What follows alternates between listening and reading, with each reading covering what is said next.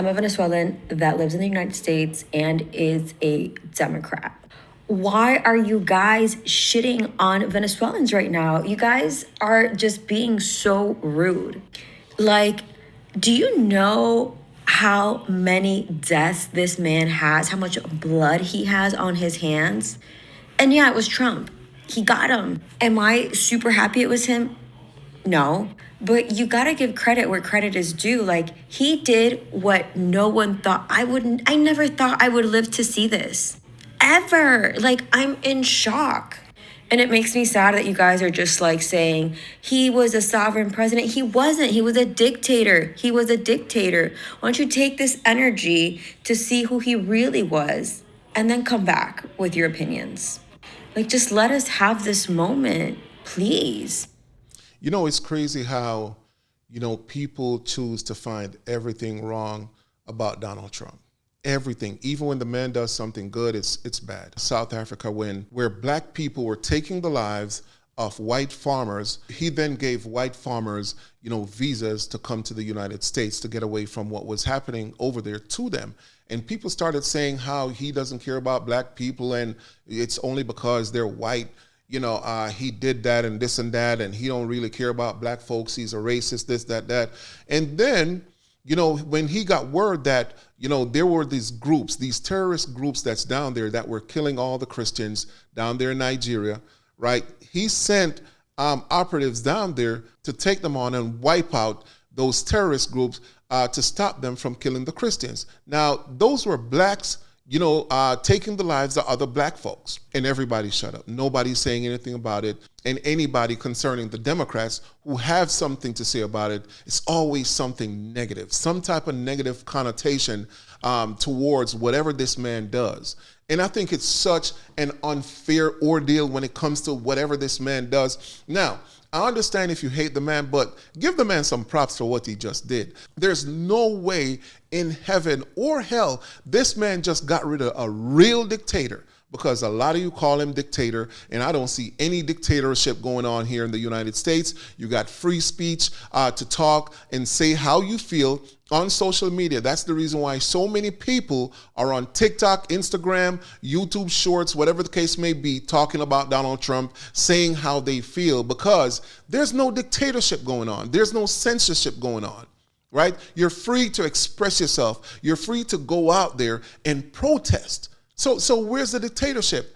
But down in Venezuela, these people do not have the freedom to do that. They couldn't talk about President Nicolas Maduro. Well, he's not really the real president. If you really dig deep and do some research, you'll find that the people actually voted someone else in. And because he's a dictator, he just bullied everybody and stayed in office. So when you're out here talking all that mess, you don't really know what's going on down there in Venezuela. Do some research, educate yourself on what's going on before you come out here on social media and start spewing all type of garbage. Let's watch this next video. And to the Americans that are upset about Venezuela, your opinion does not matter, I promise you. I promise you, honey bun, it does not matter. Unless you lived under that regime for decades, it does not matter. Whether you're cheering, you're upset, whether you're mad the orange guy did this, I don't care what your opinion is. But the people in Venezuela are celebrating, and that's all that matters. So congrats to Venezuela. My heart is with you. I love to keep the videos coming. I love to see it. Yeah. Also, I'll just put that out there.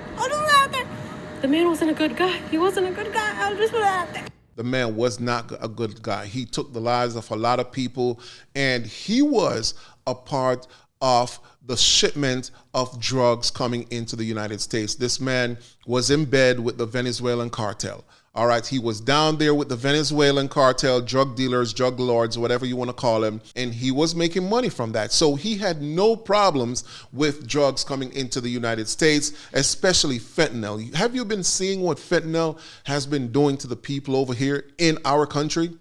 We had to put a stop to that, man. It got out of control, and you don't hear about those things. All you hear about is Donald Trump this, Donald Trump that, Donald Trump this. Well, guess what? If it wasn't for Donald Trump, a lot of your family members would have been caught up on some of these drugs that's coming over here, or something else would have been happening. All right, because we've seen how many people came through the border, and along with that, There were a lot of criminals who came through those borders as well. Let's not forget that. It wasn't only good folks that were coming through. Now, did good people come through those borders? Yes. There were some really awesome people who came here to work and earn a living and turn their lives around. But with the wheat came the tears. That's a Bible verse, y'all, if you don't even know. Let me repeat that. With the wheat came the tears. And those tears, they came here on a mission to either start selling drugs in the street, start shooting and looting, setting up gangs, trying to increase their presence in the United States. And guess what? We had to put a stop to a lot of that. We had to. We have to stand up as a country that is a world leader. And for all these years before Donald Trump, another president, I'm not going to call his name, was too soft. In there for 4 years. And America lost all the respect that we had before. So when you're talking about, whatever the case may be, and Donald Trump this and Donald Trump that, look, you got to understand that. Look, we got to stand up as a country and make our presence known again.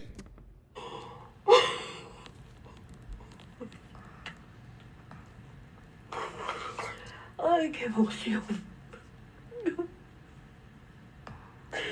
Ay. This is what the Democratic media won't show y'all. I'm so happy. Ay, gracias, Dios mío. Ahora necesitamos que Cuba sea libre también, Dios mío. I feel you, mama. No lo puedo creer. When you see an old lady or an old man, the old folks, expressing their emotions this way, they know what they've been through. And even though she's Cuban or in Cuba, the expression of people like this on social media, you got to understand what was going on down there in Venezuela. I used to live in South Florida. And when I say South Florida, I'm talking about the Miami, Fort Lauderdale, and West Palm Beach area. I've lived in all 3 cities, right? And what I could tell you is that I know Venezuelans, and they never like a freaking bone in that president, in Maduro, President Maduro. They never liked a bone in that man.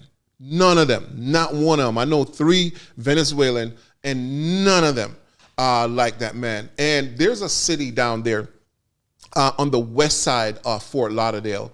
It's called the Weston. That's Weston. You could look it up. A lot of Venezuelans live. That's like little Venezuela.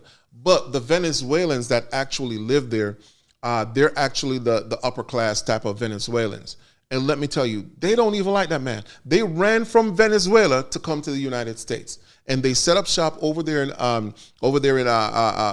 Weston, and they all the people who could afford to leave Venezuela and come here for a better life and pretty much live on a higher level, they live over there in Weston. And those people don't even like that president or former president. Now that he's captured, they didn't even like him. So when you see people over here, and like I said, I'm from South Florida. South Florida is a huge melting pot. You're going to know people from different countries. And when I'm telling you, they despise that man, let me tell you, they despise that man. And, they came to America just like a lot of people trying to find a better way in life or whatnot. And, it's just crazy how you've seen these liberals out here talking about free, Maduro and this and that and leave Maduro alone. These are the same people that were on social media calling Donald Trump a dictator. And now he got a dictator, a real life dictator, and now they want him to free the dictator. You see what I'm saying? It's like, I don't understand these liberals, man. There's something mentally wrong with these liberal people. They're out here every day, they're protesting. Every other week, I should say. Every other week, they're out here protesting. I mean, it's almost, where do you find so much time? Where do you find so much time to be out in these streets, out in these wild streets protesting all the time? Because I don't have that type of time. Many people out here don't have that type of time. And every turn you turn, these people are out here protesting. Where you find that type of time from? You don't work? You don't have a family to take care of? Where do you find this time from? And it's always the same people, especially the far left, the liberal woman with the green and purple hair with the nose ring in and this and that. Like, y'all got to stop it, man. And the liberal men. I swear they used to call this man a fascist and a dictator, and they even went further to call him Hitler. And here we have a real-life fascist, dictator, and a real-life Hitler captured, and y'all want this man released back to his country where he could go back and put people under dictatorship. That's what you want to the liberal people. That's exactly what you're telling me you want.